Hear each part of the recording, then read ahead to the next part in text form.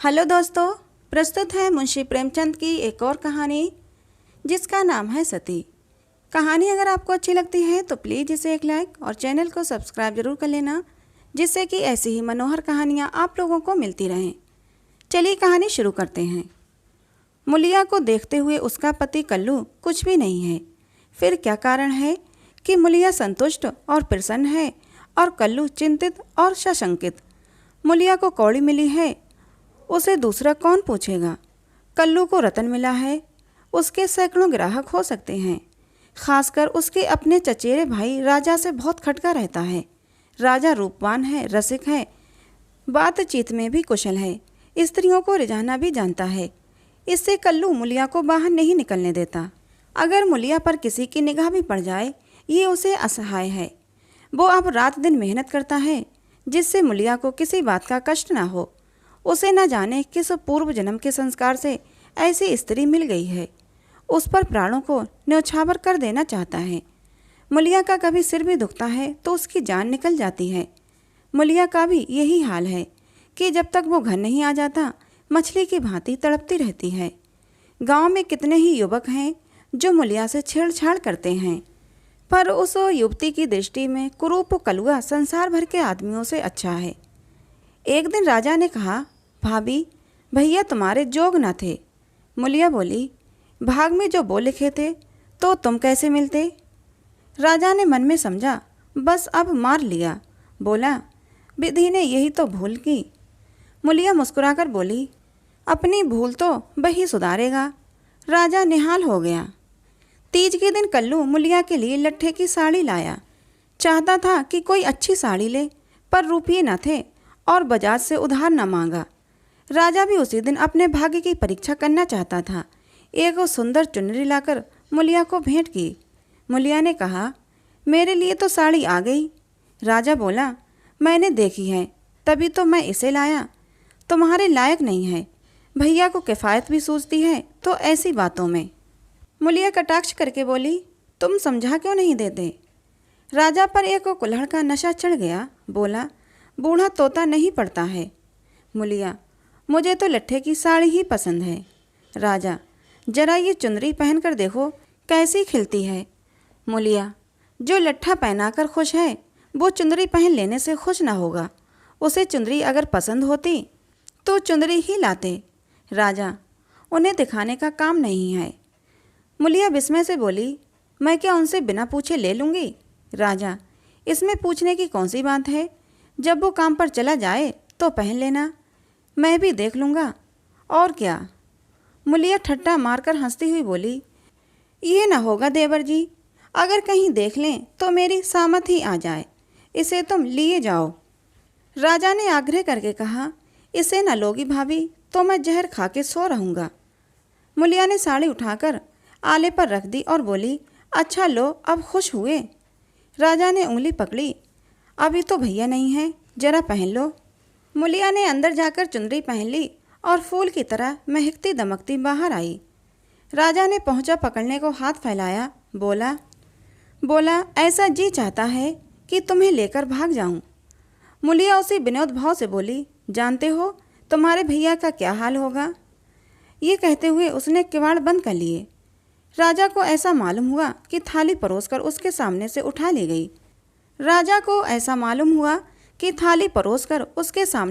ली गई।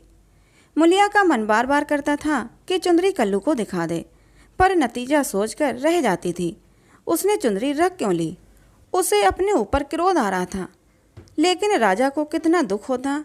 क्या हुआ, उसकी चुंदरी क्षण भर पहन लेने से उसका मन तो रह गया, लेकिन उसके प्रशांत मानस सागर में ये एक कीट आकर उसे मत रहा था। उसने क्यों चुंदरी रख ली? क्या ये कल्लू के साथ विश्वासघात नहीं है? उसका चित्त इस विचार से विकल हो गया। उसने मन को समझाया, इसमें विश्वासघात क्यों हुआ? इसमें विश्वासघात की क्या बात है? कौन वो राजा से कुछ बोली? अगर जरा सा हंस देने से किसी का दिल खुश हो जाता है तो इसमें क्या बुराई है? कल्लू ने पूछा, आज रज्जू क्या करने आया था? मुलिया की देह थर थर काँपने लगी। बहाना कर गई, तमाकू मांगने आए थे। कल्लू ने भवें सिकोड़ कर कहा, उसे अंदर मत आने दिया करो, अच्छा आदमी नहीं है। मुलिया, मैंने कह दिया तमाकू नहीं है तो चले गए। कल्लू ने अब की तेजस्विता के साथ कहा, क्यों झूठ बोलती है, वो तमाकू मांगने नहीं आया था। मुलिया, तो और यहाँ क्या करने आते। कल्लू, चाहे जिस काम से आया हो, तमाकू मांगने नहीं आया। वो जानता था मेरे घर में तमाकू नहीं है, मैं तमाकू के लिए उसके घर गया था। मुलिया की देह में काटो तो लहू नहीं, चेहरे का रंग उड़ गया, सिर झुकाकर बोली, मैं किसी के मन का हाल क्या जानूं। आज तीज का रत जगा था। मुलिया पूजा का सामान रख रही थी, पर इस तरह जैसे मन में जरा भी उत्साह, जरा भी श्रद्धा नहीं है। उसे ऐसा मालूम हो रहा था कि उसके मुख में कालिमा पुत गई है और अब वो कल्लू की आंखों में गिर गई है। उसे अपना जीवन निराधार सा जान पड़ता था। सोचने लगी, भगवान ने ये मुझे रूप क्यों दिया। ये रूप ना होता तो राजा क्यों मेरे पीछे पड़ता, और क्यों आज मेरी ये गत होती। मैं काली कुरूप रहकर इससे कहीं सुखी रहती, तब तो मन इतना चंचल न होता। जिन्हें रूप की कमाई खानी हो वो रूप पर फूलें।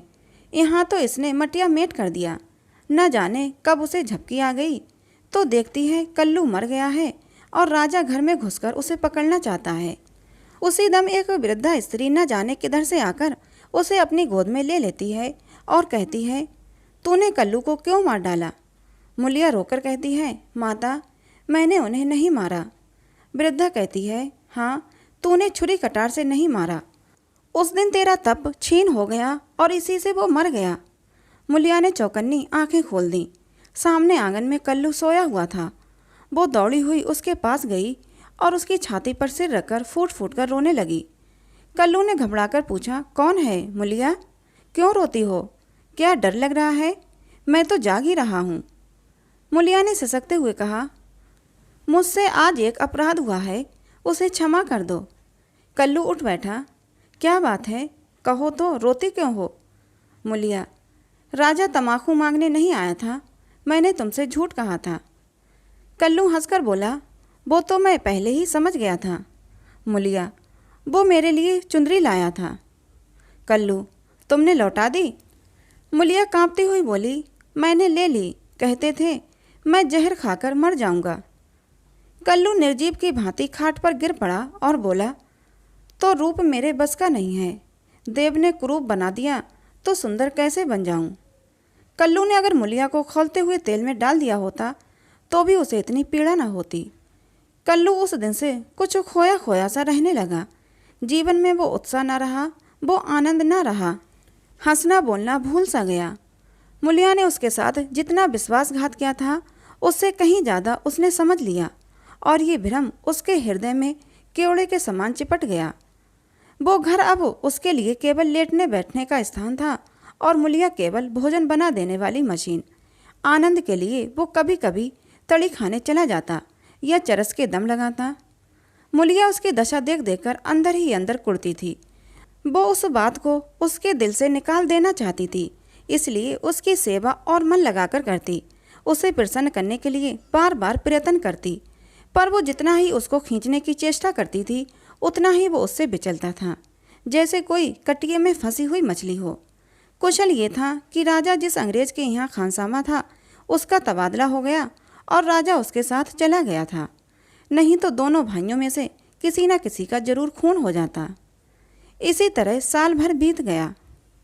एक दिन कल्लू घर को लौटा तो उसे ज्वर था। दूसरे दिन उसकी देह में दाने निकल आए। मुलिया ने समझा माता है, मान मनौती करने लगी, मगर 4-5 दिन में ही दाने बढ़कर आंवले पड़ गए और मालूम हुआ कि ये माता नहीं है, उपदंश है। कल्लू के कलुषित भोग विलास का ये फल था। रोग इतनी भयंकरता से बढ़ने लगा कि आंवलों में मवाद पड़ गया और उनमें से ऐसी दुर्गंध उड़ने लगी कि पास बैठते नाक फटती थी।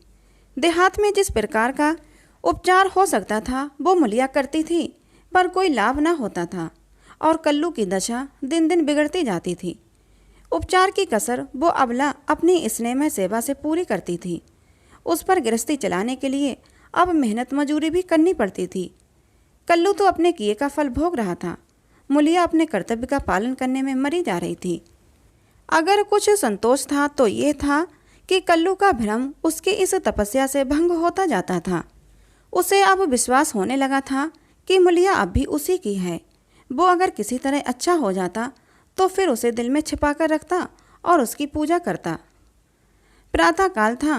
मूलिया ने कल्लू का हाथ मुंह धुलवाकर दवा पिलाई और खड़ी पंखा झुला रही थी कि कल्लू ने आंसू भरी आंखों से देखकर कहा, मूलिया, मैंने उस जन्म में कोई भारी तप किया था कि तू मुझे मिल गई। तुम्हारी जगह मुझे दुनिया का राज भी मिले तो ना लूँ। मूलिया ने दोनों हाथों से उसका मुंह बंद कर दिया और बोली, इस तरह की बातें करोगे तो मैं रोने लगूंगी। मेरे धन्य भाग्य कि तुम जैसा स्वामी मिला। ये कहते हुए उसने दोनों हाथ पति के गले में डाल दिए और लिपट गई। फिर बोली, भगवान ने मुझे मेरे पापों का दंड दिया है।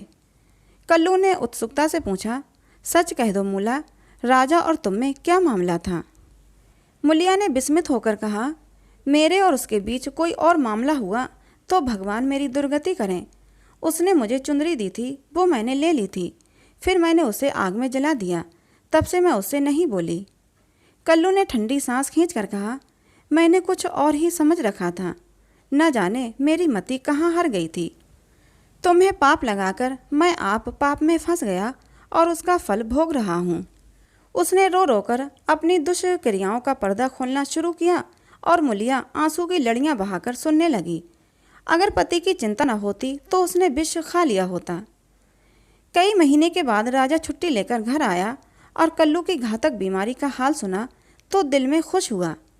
तीमारदारी के बहाने से कल्लू के घर आने जाने लगा। कल्लू उसे देखकर मुंह फेर लेता, लेकिन वो दिन में 2-4 बार पहुंच ही जाता। एक दिन मूलिया खाना पका रही थी कि राजा ने रसोई के द्वार पर आकर कहा, भाभी, क्यों अब भी मुझ पर दया न करोगी? कितनी बेरहम हो तुम। कई दिन से तुम्हें खोज रहा हूँ पर तुम मुझसे भागती फिरती हो। भैया अब अच्छे ना होंगे, इन्हें गर्मी हो गई है। इनके साथ क्यों अपनी ज़िंदगी खराब कर रही हो? तुम्हारी फूल सी देह सूख गई है। मेरे साथ चलो, कुछ ज़िंदगी की बहार उड़ाएं। ये जवानी बहुत दिन ना रहेगी। ये देखो, तुम्हारे लिए एक करण फूल लाया हूँ, जरा पहनकर मुझे दिखा दो। उसने करण फूल मूलिया की ओर बढ़ा दिया। मूलिया ने उसकी ओर देखा भी नहीं, चूल्हे की ओर ताकती हुई बोली, लाला, तुम्हारे पैरों पड़ती हूँ, मुझे मत छेड़ो। ये सारी विपत्ति तुम्हारी लाई हुई है।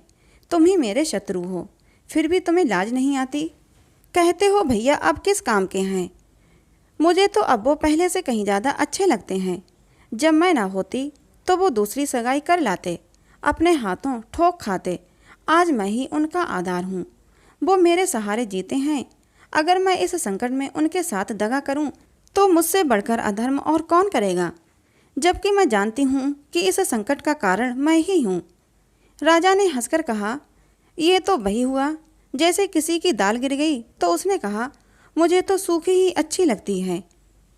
मूलिया ने सिर उठाकर उसकी ओर सजो तो नेत्रों से ताकते हुए कहा, तुम उनके पैरों की धूल के बराबर नहीं हो लाला। क्या कहते हो तुम? उजले कपड़े और चिकने मुखड़े से कोई आदमी सुंदर नहीं होता।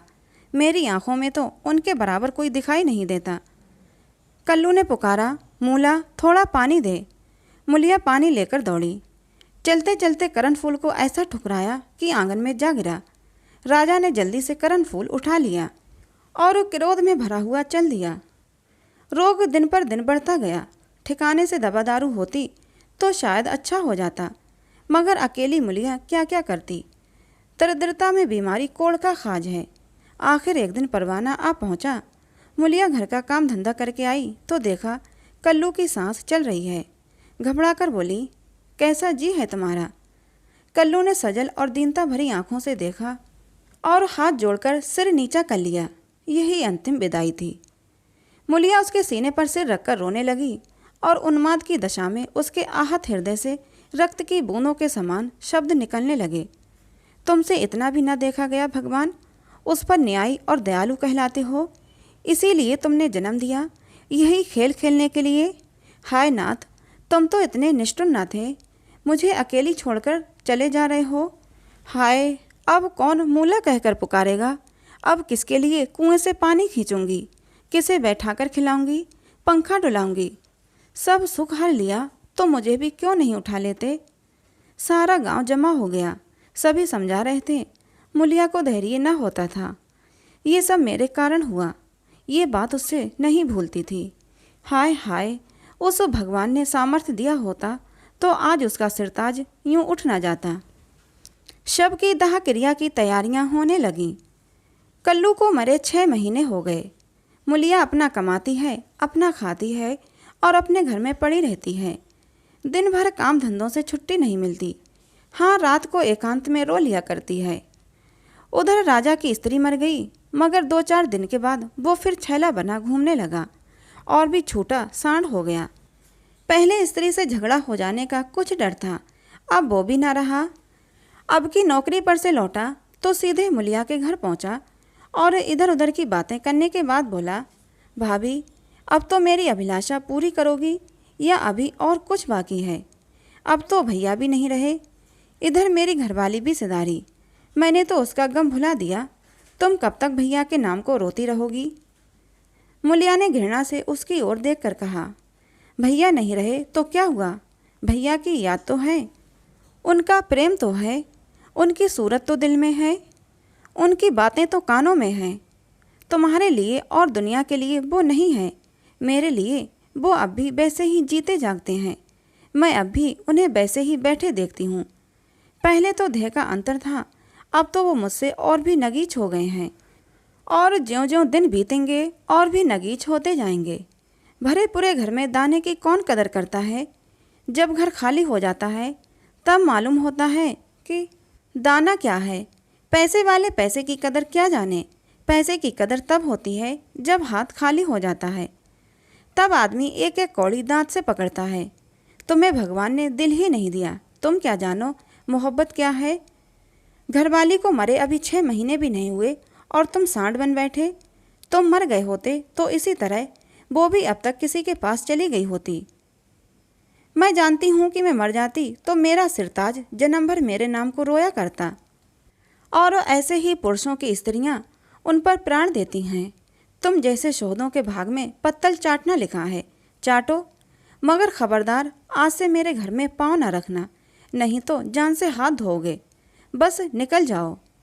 उसके मुख पर ऐसा तेज स्वर में इतनी कटुता थी कि राजा को जबान खोलने का भी साहस न हुआ और चुपके से निकल भागा।